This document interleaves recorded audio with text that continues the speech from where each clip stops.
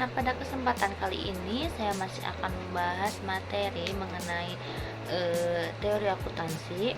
Yang saya akan bahas sekarang adalah teori tentang packing order theory. Langsung saja kita simak pembahasannya. Nah, berlawanan dengan trade off theory, packing order theory ini menganggap bahwa tidak ada tingkat cash holding yang optimal, tetapi kas memiliki peran sebagai penyangga antara laba ditahan dan kebutuhan investasi. Lalu, kas ini akan tersedia ketika profit yang dihasilkan perusahaan melebihi kebutuhan investasinya.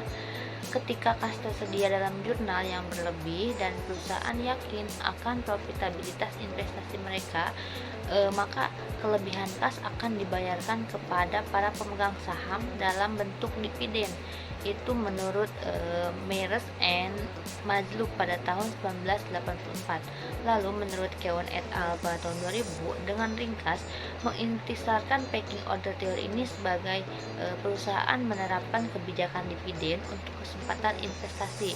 Lalu perusahaan lebih suka mendanai kesempatan investasi dengan dana yang sepenuhnya dari dalam dulu. Lalu kemudian modal keuangan eksternal itu akan dicari. Selanjutnya, pada saat pendanaan eksternal dibutuhkan, perusahaan akan pertama memilih menerbitkan sekuritas uang. Lalu menerbitkan sekuritas jenis modal akan dilakukan terakhir. Kemudian untuk mengantisipasi kekurangan persediaan kas karena adanya kebijakan dividen yang konstan dan fluktuasi dari tingkat keuntungan serta kesempatan investasi, maka perusahaan akan mengambil portofolio investasi yang lancar tersedia. Nah, jadi di dalam packing order teori ini mengemukakan juga adanya urutan sumber dana dalam pembuatan keputusan pendanaan perusahaan.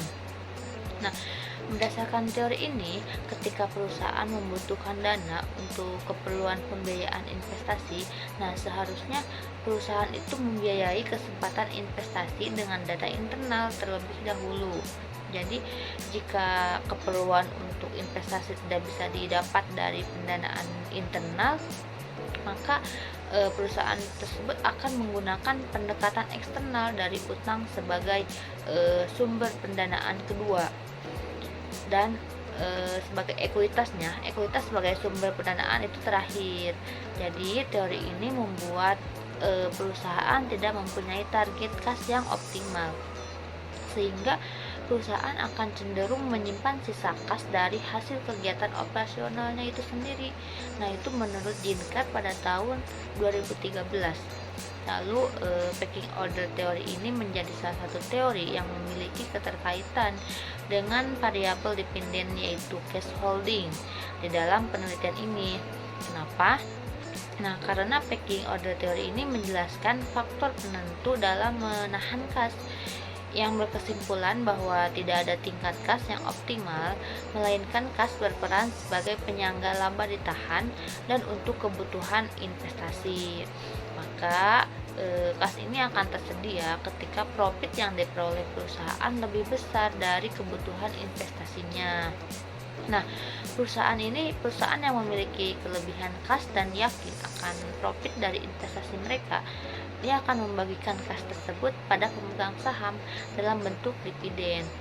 Nah, selain dilihat melalui variabel dividen cash holding, packing order teori ini juga memiliki keterkaitan pada variabel independen, yaitu cash flow.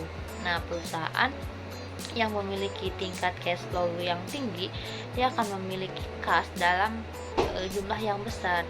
Hal ini dikarenakan perusahaan lebih menyukai pendanaan internal dibandingkan dengan pendanaan eksternal. Nah, kenapa? Jadi perusahaan itu dia perusahaan yang mengalami peningkatan cash cenderung untuk menahan pendapatan mereka, mengumpulkan kas yang nantinya dapat mereka gunakan untuk mendanai investasi atau dimanfaatkan ketika terjadi financial distress. Nah, variabel independen capital expenditure juga memiliki keterkaitan dengan packing order theory.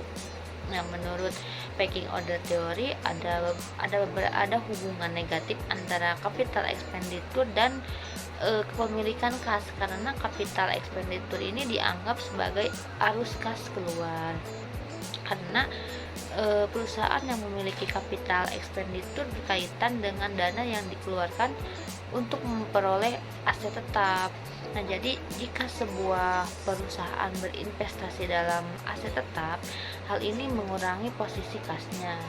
Nah, perusahaan dengan capital expenditure yang semakin rendah, maka kapasitas hutang perusahaan juga akan menjadi semakin rendah, sehingga perusahaan akan memiliki jumlah uang tunai yang lebih besar. Nah, jadi itu teman-teman materi tentang packing order theory. Kurang lebihnya saya mohon maaf. Wassalamualaikum warahmatullahi wabarakatuh. Dadah.